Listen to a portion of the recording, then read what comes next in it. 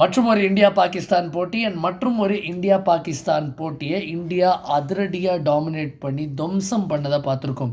ஏன்னா 172 அப்படிங்கிறது வந்து on the face of it கஷ்டமான டோட்டல் அண்ட் கஷ்டமான டோட்டல் தான் நீங்கள் எப்படி பார்த்தாலும். ஆனால் அபிஷேக் சர்மா சுப்மன் கில்லோட அந்த 101 ரன் பார்ட்னர்ஷிப் 10 ஓவருக்குள்ளார், அதுதான் ரொம்ப ரொம்ப முக்கியமான விஷயம். அது பின்னாடி இந்தியா ஆடின விதத்தை பார்க்கும்போது, அதாவது மோசமாக ஆடினாங்கன்னு சொல்லலை, பட் பிச் ஸ்லோ ஆகும்போது இந்தியன் பேட்டர்ஸ் எல்லாருக்குமே அவ்வளோ எளிதாக இல்லை. அப்போது இந்த அக்ரெசிவ் பால் ஸ்ட்ரைக்கிங்கோட குணாதிசயம், அதோட முக்கியத்துவம் இன்னும் மேலோங்கி காட்டுது. ஏன்னா அபிஷேக் சர்மா ஆடுறது வந்து ஒரு ஹை ரிஸ்க், ஒரு ஹை ஒயர் பேட்டிங் அப்ரோச். அது வந்து கிட்டத்தட்ட இந்த டைட் ரோப் வாக்கு தான், கம்மி மேல் நடக்கிற ஒரு விஷயம். இங்கே வந்து நீங்கள் சக்சீட் ஆகிறதோட ஃபெயிலியர் ஆவதற்கான வாய்ப்பு இருக்குது. இதோட ஒரு எக்ஸ்ட்ரீம் கேஸ் எடுத்துப்போம். எஸ்ஐஎம் அயூப் அவர் வந்து அந்த மாதிரி ஒரு ஹை ரிஸ்க் அப்ரோச்சை எடுக்க ட்ரை பண்ணார் முதல் 3 மேட்ச்சில். ரிசல்ட் 0-0-0. ஸோ அதுவும் நிகழலாம். பட் தைரியமாக அபிஷேக் சர்மா ஆடுறாரு. அதற்கான லைசன்ஸ் இந்த இந்திய அணியோட மேனேஜ்மெண்ட் வழங்குறாங்க, அது பாராட்டத்தக்கது.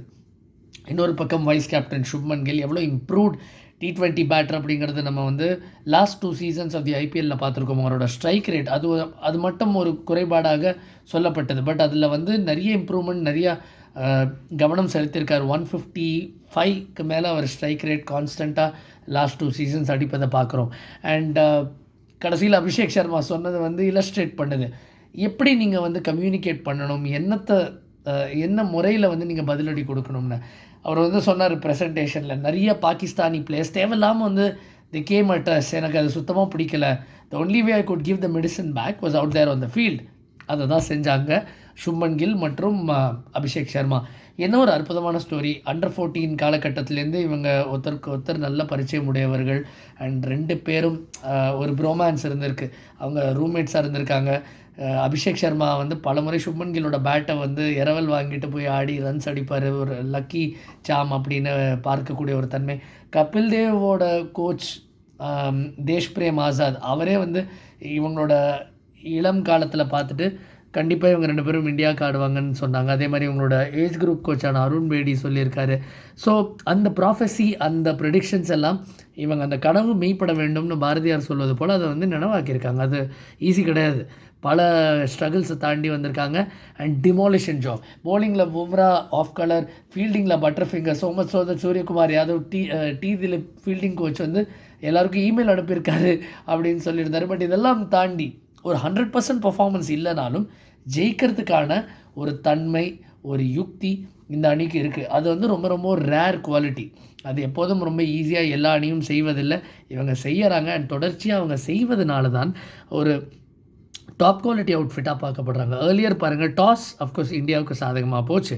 அண்ட் இந்தியாவுக்கு சாதகமாக போன பிற்பாடு என்ன பண்ணாங்க, ஃபீல்டிங் தேர்வு செஞ்சாங்க. As you would two in Dubai இல்லையா. துபாயில் வந்து செகண்ட் பேட்டிங் ஆடுற அணிகளுக்கு எப்போதுமே சாதகமாக இருந்திருக்கு. அண்ட் அதை பயன்படுத்திக்கவும் செஞ்சாங்க இந்தியாவோட கேப்டன். இப்போது போலிங்கில் பும்ராவை ஃப்ரண்ட் லோட் பண்ணியிருக்காங்க, 3 ஓவராக போட வச்சுருக்காங்க இது வரைக்கும் ஏஷியா கப்பில். அண்ட் இந்த மேட்சும் விதிவிலக்கு அல்ல. பட் இதுதான் first time in a very very long time Bumrah வந்து இவ்வளோ எக்ஸ்பென்சிவாக இருந்திருக்காரு. பவர் பிளேயில் வந்து 2016க்கு அப்புறம் இவ்வளவு ரன்கள் அவர் இப்போ தான் கொடுத்துருக்காரு. பட் அது நிகழும். ஒரு சாம்பியன் சைடாக நீங்கள் செய்ய வேண்டியது அங்கேருந்து நீங்கள் எப்படி மீண்டு வரீங்க அப்படிங்கிறது தான். அங்கே தான் இந்தியாவுக்கு ஒரு அன்லைக்லி போலிங் ஹீரோ கிடைச்சார், சிவம் துபே. சிவம் துபே வந்து போலிங்கில் நிறைய ஃபோக்கஸ் பண்ணுறாரு, நிறையா ட்ரெயின் பண்ணிகிட்ருக்காரு. ஐபிஎல்லில் வந்து இம்பேக்ட் பிளேயர் ரூல் இருப்பதனால அவர் போலிங் போட வாய்ப்பு கிடைக்கிறது இல்லைன்னா கூட அவர் நெட்டில் சென்டர் விக்கெட் ப்ராக்டிஸ்லாம் போலிங் போடுறாரு. மார்னிங் மோக்கல் போலிங் கோச்சோட நிறைய ஒர்க் பண்ணிருக்காரு அப்படிங்கிறத வந்து அவர் சொன்னார். எப்போது 3 விக்கெட் எடுத்ததுக்கப்புறம் யூஏக்கு எதிரான ஓப்பனிங் மேட்ச்சில். சரி, யூஏக்கு எதிராக ஓப்பனிங் மேட்ச்சில் 3 விக்கெட்டு, அதுக்கப்புறம் எப்படிங்க அப்படின்னு நம்ம நினைக்கும்போது இங்கே ரொம்ப ஸ்மார்ட்டாக அவரோட பேஸ் வேரியேஷன்ஸை பயன்படுத்தினார். அவர் ஆஃப் பேஸ் போடும்போது கண்டிப்பாக அவருக்கு விக்கெட் வருவதற்கான வாய்ப்புகள் கூடிக்கிட்டே இருந்தது. அப்படி தான் அவர் பிரேக் த்ரூஸ் சம்பாதிச்சு கொடுத்தாரு. அண்ட் அது எல்லாமே இன்றைக்கி முக்கியமான ஒரு நிலையில் வந்தது. ஏன்னா சாஹிப்ஜாதா ஃபர்ஹான் இன்னும் கொஞ்சம் நேரம் ஆடி இருந்தால் இந்த ஸ்கோர் வேறு மாதிரி போயிருக்கலாம். அவங்க left and right batting combination Pakistan வந்து கொண்டு வந்தது சரியான யுக்தி. பட் அதற்கான பர்சனல் ஒரு பாயிண்ட்டுக்கு மேலே அவங்களுக்கு இல்லை. பிரச்சனை என்னென்னா, அவங்க கேப்டன் சல்மான் அலி ஆகாவோட ஸ்ட்ரைக் ரேட் 111. அண்ட் அவர் பெரும்பான்மையான மேட்சஸ் ஆஸ் கேப்டன் ஆடிருக்காரு. Not a really proven commodity as a batter, as a T20 batter and as a captain. But அவரை தான் வச்சு இவங்க ஆட வேண்டிய ஒரு கட்டாயம் இருக்குது ஆஸ் அ கேப்டன்.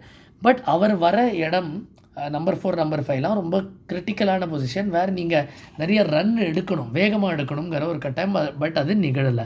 ஸோ இதெல்லாம் தான் பாகிஸ்தானுக்கு ஒரு செட்பேக்காக இருந்திருக்கு. ஆல்தோ ஒரு இம்ப்ரூவ் பர்ஃபார்மன்ஸ், அவங்க முதல் மேட்ச் இந்தியாவுக்கு எதிராக ஆடின லீக் ஃபேஸ் போட்டியோடன்னு பார்த்தா கூட இங்கே வந்து இன்னும் கொஞ்சம் பின்தங்கி போயிருந்தாங்க. அண்ட் இந்தியா கிளியர்லி ஒரு சுப்பீரியர் யூனிட். ஏன்னா அவங்க ஒரு 70% ரிசர்வ்ஸில் ஃபயர் பண்ணிக்கிட்டு இருக்காங்க, 4 கேட்ச் விடுறாங்க.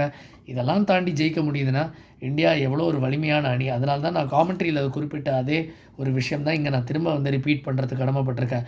இந்தியாவோட வெற்றி, இந்தியாவோட பெர்ஃபார்மன்ஸ் பாகிஸ்தானுக்கு மட்டும் இல்லை, மற்ற டீம்ஸ் இந்த ஏஷியா கப், மற்ற teams globally ahead of the world T20 next year ஒரு ஸ்டேட்மெண்ட். தேங்க்யூ ஃபார் வாட்சிங். Two subscribe to get this creative.